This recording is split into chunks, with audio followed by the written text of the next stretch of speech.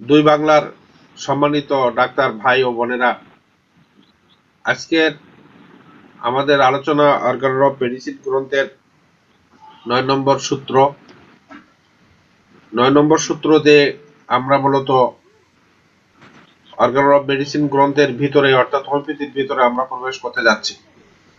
সুতরাং আজকের উপস্থিতি আরো বেশি থাকার উচিত ছিল, কারণ আমরা যে সূত্রটা আজকে আলোচনা করছি এই সূত্রটা না বুঝলে হোমিওপ্যাথিতে বোঝার সুযোগ খুব কম থাকে বলে আমি মনে করি। যেমন দেখেন, একজন মানুষ ভ্রমণে যাবে, ভ্রমণে যাওয়ার আগে তাকে অনেক কিছু সংগ্রহ করতে হয়, সেখানে তার কি কি লাগবে সেই জিনিসগুলো আমরা 1 নম্বর, 2 নম্বর, 3 নম্বর, 4 নম্বর, 5 নম্বর, 6 নম্বর, 7 নম্বর, 8 নম্বর পর্যন্ত আমরা সংগ্রহ করেছি।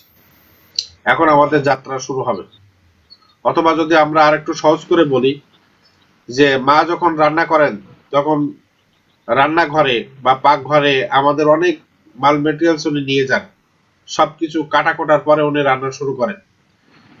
ঠিক আমরা আজকে 9 নম্বর সূত্র দিয়ে আমরা ঠিক তেমনি ভাবে যাত্রা শুরু করব। তো আমি শুরু করতে যাচ্ছি 9 নম্বর অ্যাফ্রোজম অর্গান অফ মেডিসিন গ্রন্থের 6th এডিশনের। সেটা হচ্ছে যে, in the health condition of man, the spiritual vital force, autocracy, the dynamism that animates the material body organism, rules with unbound sway and retain all the parts of the organism in admirable, harmonious, vital operation as regards both sensations and functions, so that our indulging reason gift mind can freely employ this living, healthy instrument for the highest purpose of our existence. এটা ছিল আমাদের সূত্র নম্বর 9। আমরা একটু ভেঙে ভেঙে বা বোঝার চেষ্টা করি। সেটা হচ্ছে যে, ইন দি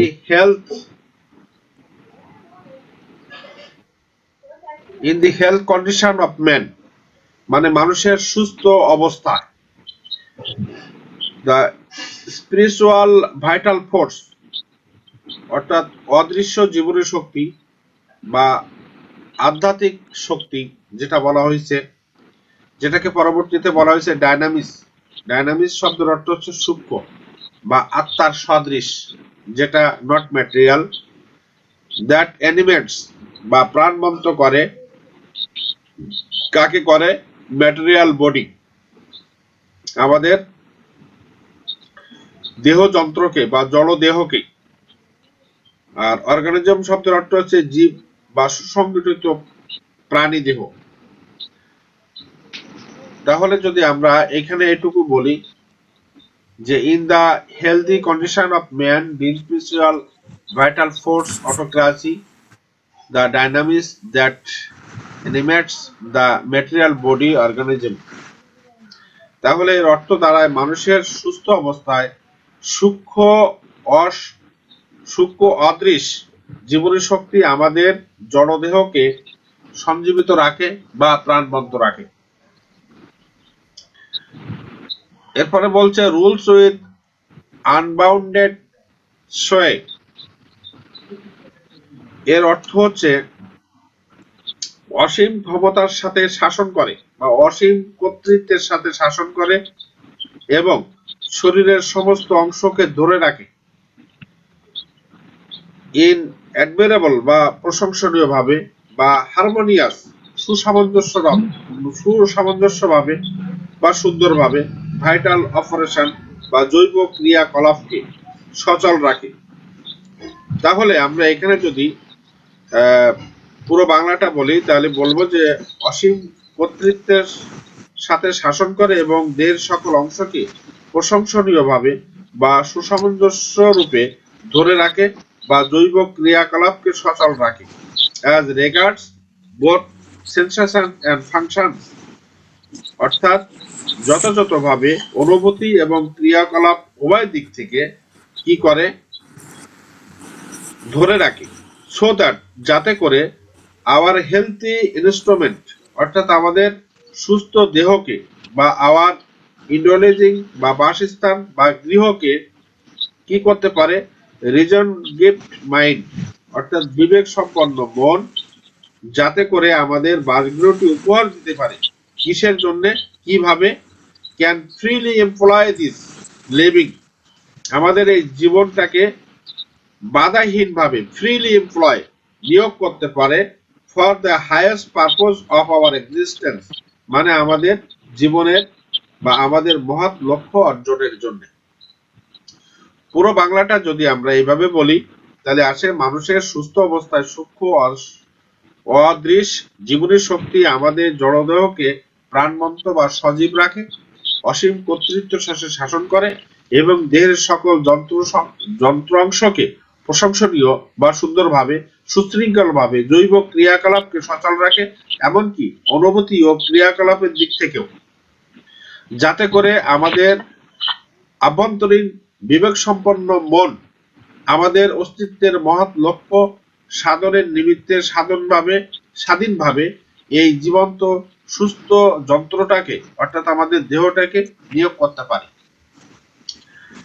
এটা ছিল আমাদের 9 নম্বর সূত্রের বাংলা। এখানে যে বিষয়টা বলছে সে বিষয়টা বোঝানোর জন্য একটা শব্দ ব্যবহার করা হয়েছে, শব্দটা হচ্ছে ভাইটাল ফোর্স।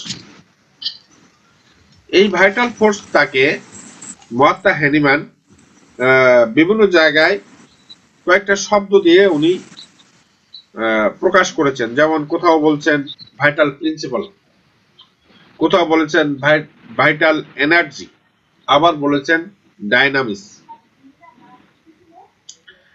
এখন এই যে জীবনী শক্তি কি, এই জীবনী শক্তি নিয়ে আমাদের অনেক ধরনের আলোচনা আছে। আমরা এই ব্যাখ্যা বিশ্লেষণ বিভিন্ন ডাক্তারদের কাছ থেকে আমাদের গুরুদের কাছ থেকে আমরা বিভিন্ন ভাবে শুনে আসছি বা জেনে আসছি। ভাইটাল প্রিন্সিপালটা কি? সাধারণত ভাইটাল প্রিন্সিপাল বলতে জীবনী শক্তি বোঝায়। এখন জীবনী শক্তি কি, কি তার কাজ, কি সে করে ইত্যাদি বিষয়গুলো আমাদের জানা খুব দরকার। ভাইটাল ফোর্স কে জীবনী শক্তি বলা হয়। এখন জীবনী শক্তির উপস্থিতি কোথা থেকে? একটা শিশু জন্মগ্রহণ কিভাবে করে?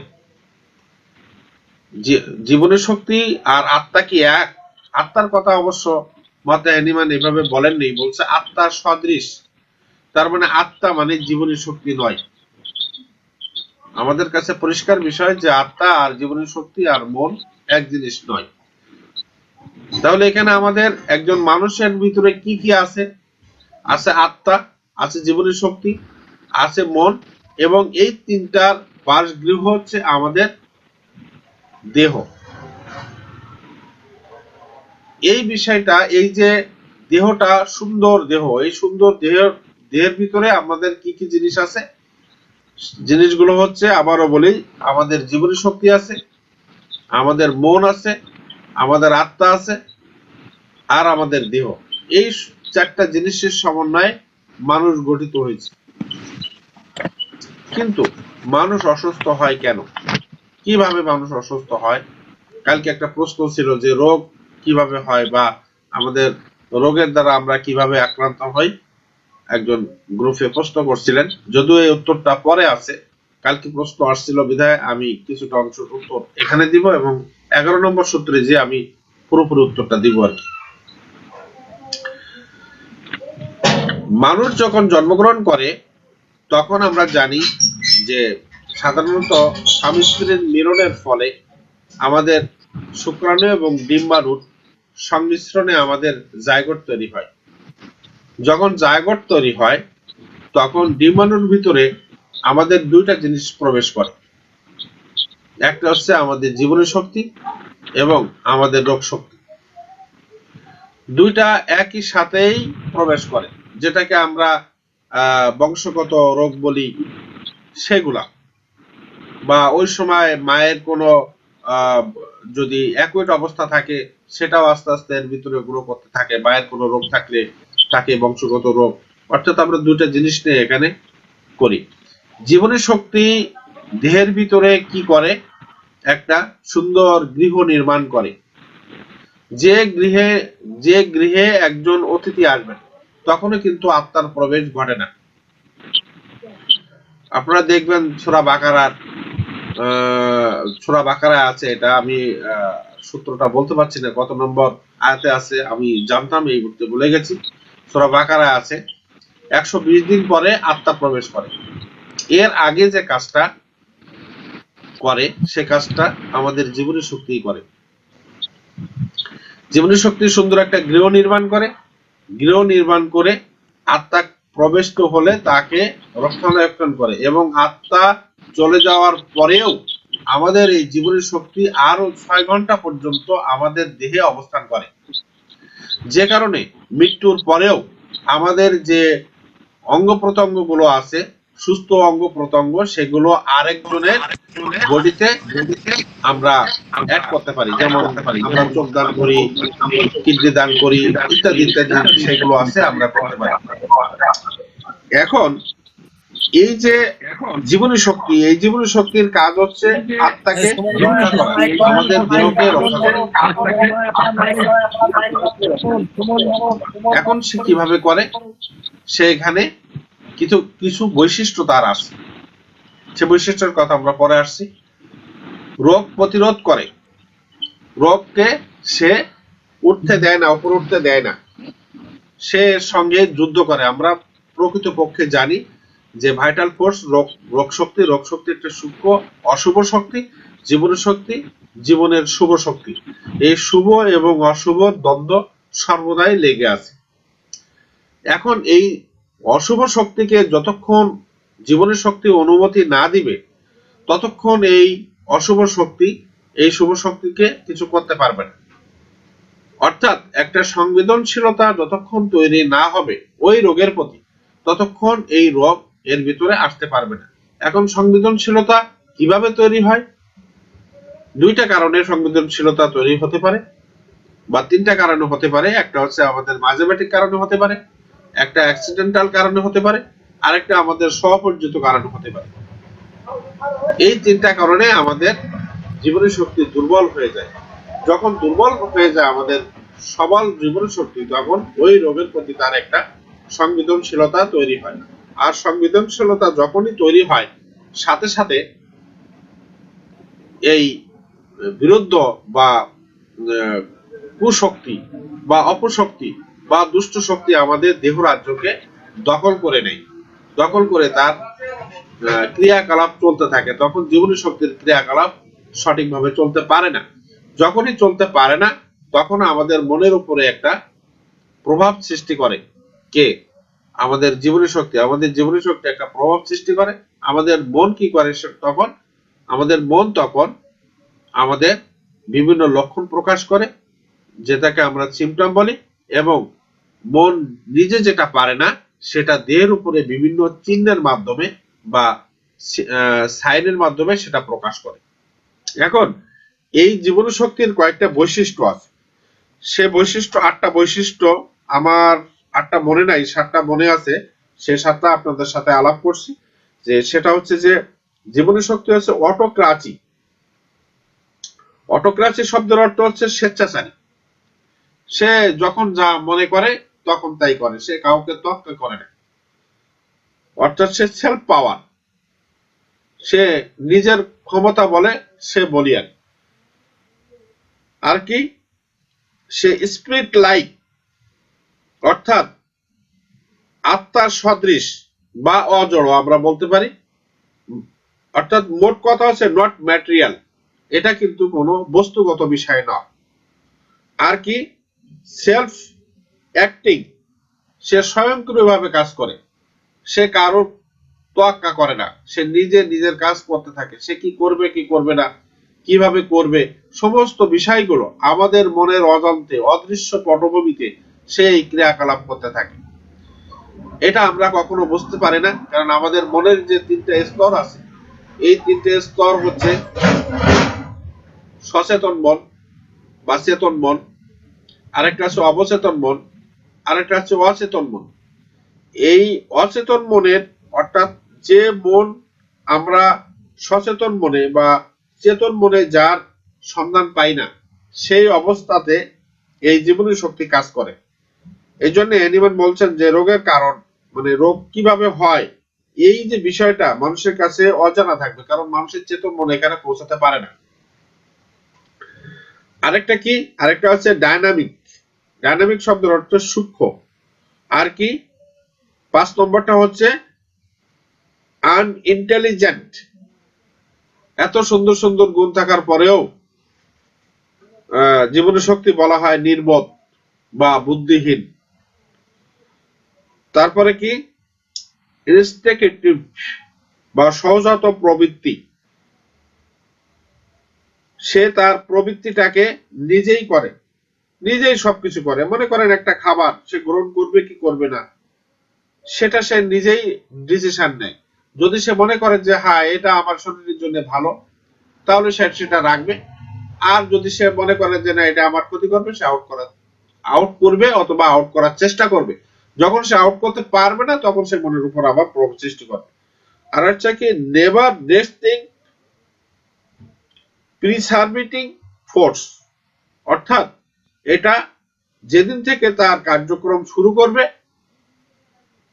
এবং আত্মা প্রবেশ এবং আত্মা চলে যাওয়ার পরও 6 ঘন্টা পর্যন্ত সে নিরবিচ্ছিন্ন ভাবে কাজ করবে। সে কোনো রেস্ট নেয় না। সে এমন ভাবে কাজ করে, বিরতিহীন ভাবে কাজ করে। আমরা যেমন ঘুমিয়ে থাকি, আমাদের জীবন শক্তি ঘুমিয়ে থাকে না, সে তার কাজ সে করতেই থাকে। তো যাই হোক, আমাদের এই জীবনী শক্তি আমাদের কি করে, আমাদের জীবনের একটা মহৎ উদ্দেশ্য সাধনের জন্য আমাদের দেহ অভ্যন্তরে অবস্থিত বিবেক সম্পন্ন মন তাকে কি করে কাজে লাগায়। তাহলে মহাত্মা হ্যানিম্যান যে একজন মহা সাধক ছিলেন, তার তিনি যে বস্তুবাদী ছিলেন না, এখানে কিন্তু খুব সুন্দরভাবে সেটা ফুটে উঠেছে। কারণ তিনি একজন মহা সাধক ছিলেন। তিনি বলছেন যে আমাদের এই জীবন শুধু খাওয়া দাওয়া, পায়খানা, প্রস্রাব আর ছেলে মেয়ের জন্ম দিয়ে চলে গেলে চলবে না। আমাদের জীবনে একটা মহৎ উদ্দেশ্য আছে, আর সেই মহৎ উদ্দেশ্যটা সাধন করতে পারে আমাদের সুস্থ দেহ এবং আমাদের বিবেকসম্মত মন। এই বিবেকসম্মত মন আমাদের কি করে, আমাদের সেই লক্ষ্যে পৌঁছে দেয়, আমাদের সেই পরম পুরুষের কাছে, আমাদের সেই অধরা অদৃশ্য শক্তির কাছে আমাদের জীবনের মহত্ব উদ্দেশ্য পালনের জন্য আমাদেরকে পৌঁছায় দেয়। এখানেই আমাদের মহাত্মা হ্যানিম্যানের মহত্ব এবং তার সাধুতা সুন্দরভাবে প্রকাশ পেয়েছে আমাদের 9 নম্বর সূত্রে। জীবনী শক্তি আর জড়দেহ, এটা তিনটে তো ভিন্ন ভিন্ন সত্তা আর কি। এই ভিন্ন ভিন্ন সত্তার সমন্বয়ে একটা মানুষের সৃষ্টি।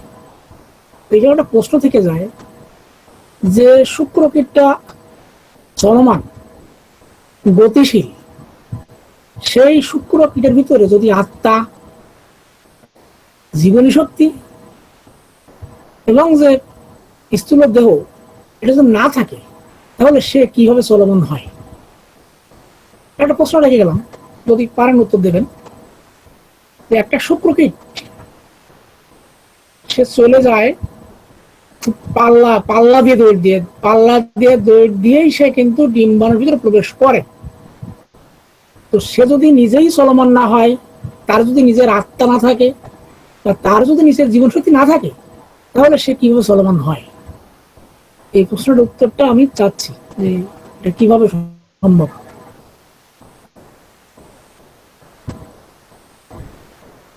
মানবের সুস্থ অবস্থায় আত্মস্বরূপ জীবনী শক্তি। এখানে মানে সংক্ষেপে কথাগুলো হলেও এর ভিতরে অনেক বিশেষ ব্যাখ্যা আছে। মানবের সুস্থ অবস্থায় আত্মস্বরূপ জীবনী শক্তি, এখানে কিন্তু আত্মা স্বরূপ বলে গেছেন জীবনী শক্তি, যে শক্তি আমাদের স্থূল দেহকে সঞ্জীবিত রাখে। তাহলে আত্মা স্বরূপ জীবনী শক্তি, মানে আত্মার রূপ নিয়ে জীবনী শক্তি, আত্মা আছে বিধায় জীবনী শক্তি কিন্তু আছে। আর আত্মা না থাকলে জীবন শক্তি অস্তিত্ব নেই। এখানে আত্মাটা কিন্তু আগে আছে, আছে বিধায় সেখানে জীবন শক্তিও আছে।